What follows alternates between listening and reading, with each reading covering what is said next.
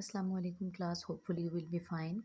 आज हम जो सेकंड ईयर पार्ट 2 से जो टॉपिक डिस्कस करेंगे एनवायरमेंटल बायोलॉजी से, जीरेज सक्सेशन। जीरेज सक्सेशन का मीन दैट जीरेज का मतलब होता है ड्राई बैरन एरियाज, ऐसी जगह पे एवोल्यूशन होना, चेंज आना जहाँ पे बिल्कुल मतलब कोई वाटर नहीं है, कोई न्यूट्रिएंट्स नहीं है, बहुत लेस है न्यूट्रिएंट्स, टेम्परेचर बहुत हाई है। ऐसी जगह पे प्लांट्स का ओरिजिनेट हो जाना या लाइफ का क्या करना वहाँ पे ओरिजिनेट होना कहलाता है जीरेज सक्सेशन। जीरेज सक्सेशन का अगर हम फर्स्ट पॉइंट देखें, हम इसका सब पॉइंट आगे से, that is the crustose lichen stage.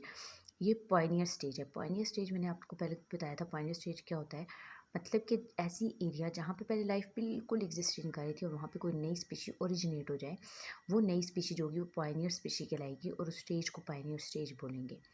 Life जो होती है वो बेयर रॉक्स के ऊपर, मतलब कि सबसे पहले देखा जाए तो जो पॉइनियर स्टेज पे पॉइनियर जो लाइफ एग्जिस्ट कर रही मतलब कि बैरन एरियाज में जो ओरिजिनेट हुई थी, दैट इज़ क्रुस्टोज लाइकन। क्रुस्टोज लाइकन ने क्या किया था, इन्होंने एक साल, ये क्रुस्टोज लाइकन जो स्पीशी है ये एसिड को रिलीज़ करती थी और ये जो एसिड था इसने क्या किया, अटैक किया किसके ऊपर, रॉक्स के ऊपर, और उसको क्या कर दिया, मतलब कि उसको सोलिबलाइज कर दिया। मतलब कि वो एक तो छोटे छोटे टुकड़ों में ब्रेक भी होगी और उस एसिड ने इसको क्या कर दिया, इसको थोड़ा सा मॉइस्चराइज कर दिया।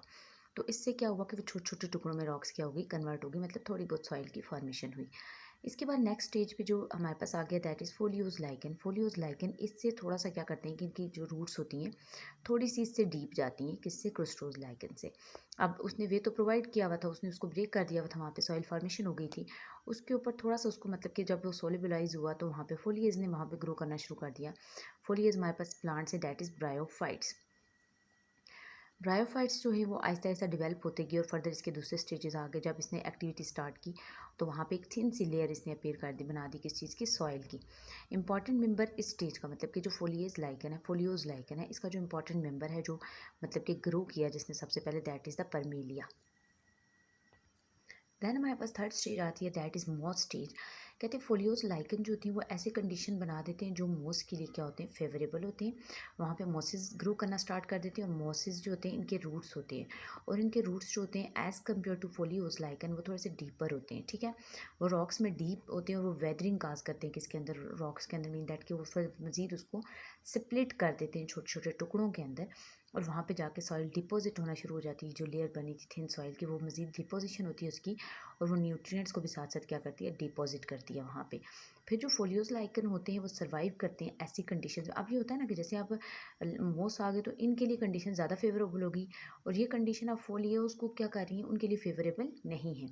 तो जब वो कंडीशन फोलियोज के लिए फेवरेबल नहीं होंगी तो उनकी डेथ काज हो जाएगी और फोलियोज जो होंगे वो क्या हो जाएंगे, वहाँ से डिसअपियर हो जाएंगे।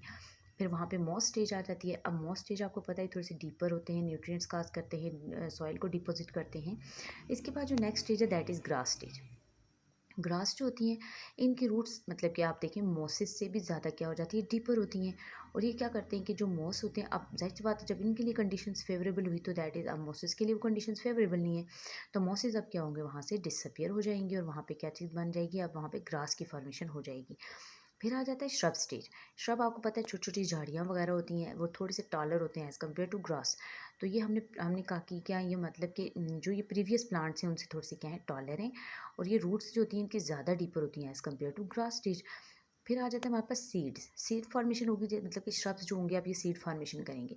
अब जो ही श्रब ने सीड फॉर्मेशन की, देन यहाँ पे अब सीड के बाद क्या बनना शुरू हो गया, वहाँ पे लाइफ ओरिजिनेट होना शुरू होगी, मतलब छोटे छोटे इंसेक्ट्स, छोटे छोटे एनिमल्स वगैरह वहाँ पे क्या होना शुरू हो गए, बनना स्टार्ट हो गए। That is climax stage, that is the last stage of the xerosere succession. Climax stage में ये होता है कि इस स्टेज में ज़्यादा सॉइल लेयर डिवेलप हो जाती है, लार्ज ट्रीज फॉर्मेशन हो जाती है, मतलब कि जो क्लाइमेक्स का, तो यहाँ पे हमारे पास आ जाता है, मतलब कि हमने जो लास्ट पढ़ा क्लाइमेक्स स्टेज के ऊपर, मतलब अब रेन काज होगी, जब ज़्यादा रेन होगी तो ट्रॉपिकल फॉरेस्ट होंगे, थोड़ी सी कम रेन हो मतलब वो घने जंगलात होंगे। जब थोड़ी सी कम रेन होगी तो कॉनिफर्स होंगे, फॉरेस्ट होंगे, वो थोड़े से मतलब कि लाइटर होंगे, मतलब कि यहाँ पे जैसे ज़्यादा डेंस है तो ये इतने डेंस नहीं होंगे, इससे थोड़ी सी क्या होंगे, अपार्ट, मतलब ट्रीज ग्रो करेंगे। इससे भी अगर कम रेन होती है तो that is the grass land. यहाँ पे ऐसी कम्युनिटी होगी, डिपेंड करेगी क्लाइमेट के ऊपर, मतलब कि अगर बारिश हुई है तो ठीक है, ग्रीनरी है, नहीं है तो नहीं। जैसे डेजर्ट्स में होता है बहुत कम ग्रीनरी होती है। That is all about today's lecture. If you have any question तो आप वो क्वेश्चन कर सकते हैं और उम्मीद करती हूँ आप हमारे इस चैनल को सब्सक्राइब करेंगे और शेयर करेंगे। अल्लाह हाफिज़।